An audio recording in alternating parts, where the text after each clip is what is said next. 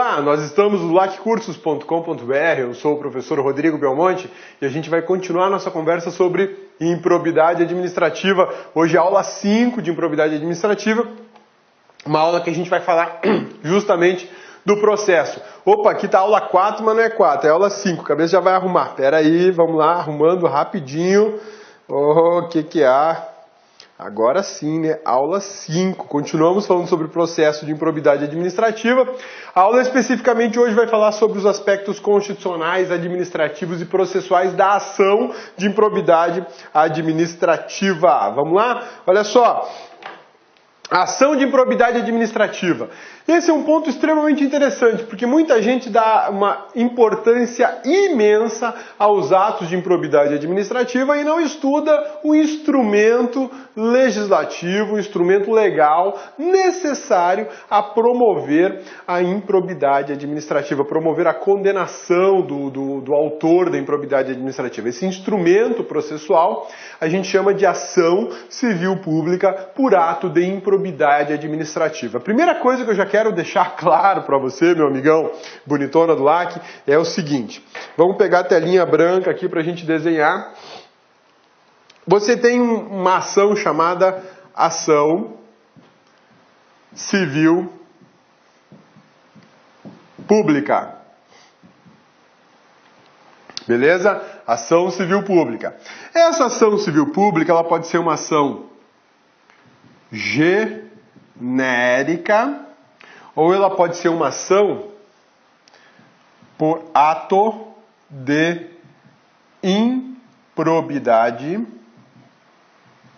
improbidade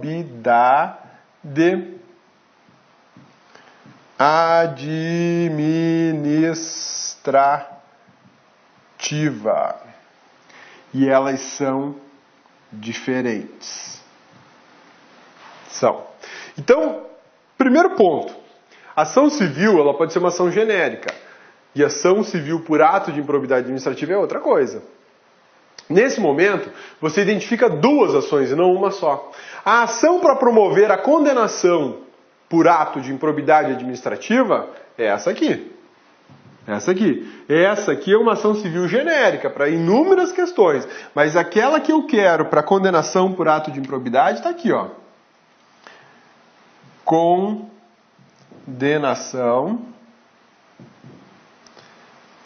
ato de improbidade. Por que isso? Porque essa ação tem requisitos específicos. Essa ação tem pedidos específicos, diferente da ação civil genérica, que ela é mais geralzona, ela está mais baseada no novo Código de Processo Civil e na Lei de Ação Civil Pública. Essa aqui é um instrumento do que a gente chama de sistema processual de direito coletivo ou microsistema de proteção de direitos coletivos. A ação de improbidade também faz parte desse microsistema, mas elas são diferentes, ela é bem específica para a questão da improbidade. Então, meu amigão, bonitona, a primeira dica é a seguinte: não saia por aí falando que ação de improbidade é a mesma coisa que ação civil pública. Deixa seu concorrente falar isso. Você não vai falar isso, não. É feio, é errado, não é técnico. O técnico é você dizer que as ações que condenam por improbidade administrativa são ações civis públicas por ato de improbidade administrativa. Elas têm um tratamento processual diferenciado da ação civil pública genérica. Então, por favor, bonitona, por favor, meu amigão, não saia mais por aí falando que a ação civil pública serve para condenar alguém por ato de improbidade, porque ela não serve. A ação civil pública é a identificação vulgar, digamos assim, para ação civil pública genérica. Quando eu quiser falar de improbidade administrativa, eu tenho ação civil pública por ato de improbidade administrativa. Eu não tenho ação penal por ato de improbidade administrativa. Essa seria uma outra monstruosidade. Então, por favor, muita atenção. Belezinha? Sussa, tranquilos? Então vamos lá, vamos voltar aqui para a nossa tela inicial. Ação de improbidade administrativa trata-se de uma espécie de ação civil pública. E é exatamente isso que a gente está trabalhando agora. É uma espécie de ação civil pública. A gente vai conhecer os detalhes mais íntimos dessa ação de improbidade administrativa, tá bom? É ação civil pública cuja causa de pedir remota e próxima são atos de improbidade administrativa. O que é isso, causa de pedir próxima e remota, né? Vamos lá. Quando a gente estuda teoria da ação no processo civil, existe uma matéria lá que a gente conhece como... Sacanagem, né, cabeça? Vai falar de processo agora. Aqui eu estou falando de ação de improbidade, eu vou ter que te dar uma noção técnica do que são esses aspectos da ação de improbidade, tá? A gente tem uma questão lá que fala dos elementos da ação. Elementos da ação. Você tem partes, objeto e pedido. Toda ação civil, seja ela pública ou de iniciativa privada, seja uma ação civil pública, seja uma ação para cobrança de um cheque sem fundo, ela tem partes, objetos e pedido. Se ela não tiver isso, ela é irregular, essa ação tem problemas técnicos seríssimos. Quando a gente fala do objeto,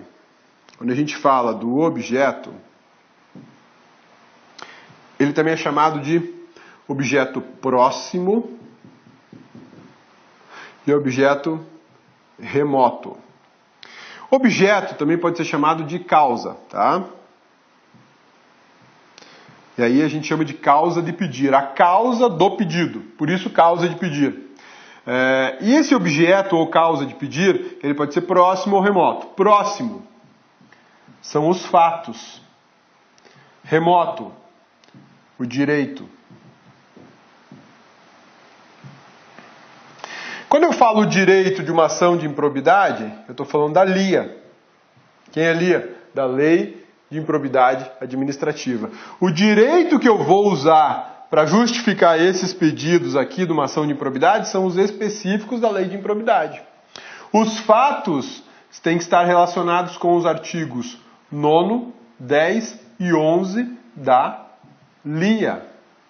Eu não vou poder, numa ação de improbidade administrativa, falar de assuntos que não digam respeito ao artigo 9º, ou ao artigo 10 ou ao artigo 11 da Lei de Improbidade Administrativa. E o direito que eu vou usar para garantir uma condenação na Lei de Improbidade Administrativa, ele tem que estar intimamente vinculado à Lei de Improbidade Administrativa. Eu não posso citar um direito aqui que não tem nada a ver com improbidade administrativa. A minha informação básica, a minha causa de pedir básica é um ato de improbidade administrativa ou um fato de improbidade administrativa e é o direito pertinente a esse assunto.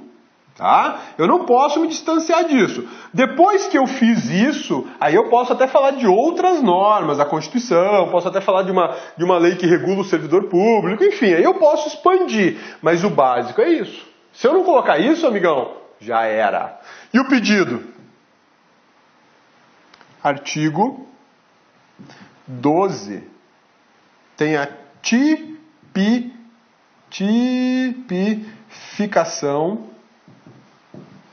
da improbidade. Ou melhor, a tipificação da condenação, né, porque tem as hipóteses de condenação, da condenação por improbidade. Belezinha? Sussa, tranquilos? Então, quando eu falo de teoria da ação civil, eu tenho que falar de uma teoria chamada elementos da ação, que serve para qualquer tipo de ação. Esses elementos são partes, são objeto, que eu também posso chamar de causa, mais conhecido como causa de pedir, e pedido. Pedido é aquilo que você quer, né? Quero que condene o fulano de tal. Quando eu estiver falando de uma ação civil pública por ato de improbidade administrativa, os elementos da ação da improbidade administrativa vão ter que observar o que fala a lei de improbidade. É por isso que você está tendo uma aula específica sobre a ação de improbidade administrativa. Ah, mas é um exagero isso, que é um exagero? Eu vou te mostrar as questões de prova sobre a ação de improbidade administrativa e você vai perceber que a aula foi até superficial. Ela não foi um exagero. Tá bom, meu amigão? Tá bom, bonitona? Então agora eu te dei uma noção de processo civil, te falei dos elementos da ação, que é uma teoria importantíssima no processo civil. Esses elementos da ação me dá parte, objeto e pedido. Quando eu falar em ação civil por ato de improbidade administrativa, os elementos da ação devem necessariamente estar ligados à lei de improbidade administrativa. A causa de pedir próxima da ação de improbidade administrativa vai ser um dos atos tipificados como improbidade administrativa no artigo 9º, no 10, no 11 da lei de improbidade. A causa remota é o direito que eu vou fazer referência, vou ligar o ato de improbidade a um determinado direito que é a lei de improbidade administrativa. E por fim, o pedido da ação por ato de improbidade administrativa está prevista no artigo 12 da LIA. A LIA é uma lei super importante, ela é muito bacana e eu gosto demais dela, né? Acho que é por causa do nome, LIA.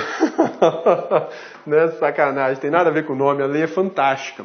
É uma das leis que eu vejo que é um dos instrumentos mais importantes para se quebrar um agente público corrupto. Porque ele quebra e quebra de verdade, não põe na cadeia, mas quebra em patrimônio, extirpa ele da administração pública, impede ele de se envolver com a administração pública, até na questão do voto e de ser votado. Eu acho ela show de bola. Sua finalidade principal, vamos voltar. Ação civil pública cujas causas de pedir remota e próxima são atos de improbidade administrativa. Por quê? Porque está tudo ligado à LIA. Eu te mostrei que tanto a causa de pedir como os pedidos, eles devem estar vinculados ao que fala a LIA. Mas eu posso acrescentar outras normas além da lei de improbidade administrativa? Claro que pode, mas o basicão é a LIA. Mas eu quero pôr mais, sem problema, mas a LIA vai ter que estar ali, tá legal? Sua finalidade principal é a punição de agentes públicos e particulares pela prática de atos de improbidade administrativa. Então, você tem uma finalidade específica da ação de improbidade administrativa. Qual que é a finalidade específica? Punição pela prática de atos de improbidade. Punição pela prática de atos de impunidade. Se eu quero punição para outros tipos de ato, eu não vou mexer com a LIA. Eu vou mexer com a ação civil pública, com a ação penal. Mas quando eu quiser punição para atos de improbidade administrativa, aí o negócio é com a LIA. Com a lei de improbidade administrativa e com a ação de improbidade administrativa ou ação civil pública por ato de improbidade administrativa. É mais bacana, né?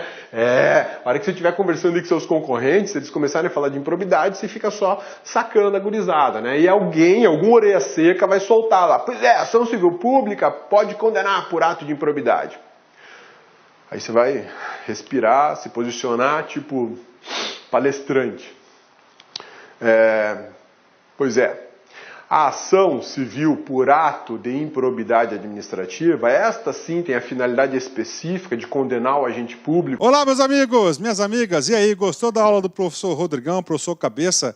Aula top de linha, não é isso? Gente, presta atenção, essa videoaula que você assistiu é apenas um pequeno trecho da aula completa do professor Rodrigo. Tá? É um pequeno trecho, em torno de 20% aí da videoaula dele. Se você quer assistir essa videoaula inteiraça até o final, tá certo? Aliás, quer fazer o curso de Direito Administrativo do professor Rodrigão, professor Cabeça aqui, acesse o nosso site, porque nós temos uma isolada específica de Direito Administrativo, temos também de Direito Constitucional do grande professor Rodrigo Belmonte, né?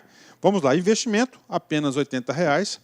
Durante esse período, esse curso, você pode assistir ele durante 60 dias. Nesses 60 dias você pode assistir quantas vezes quiser, na hora que desejar.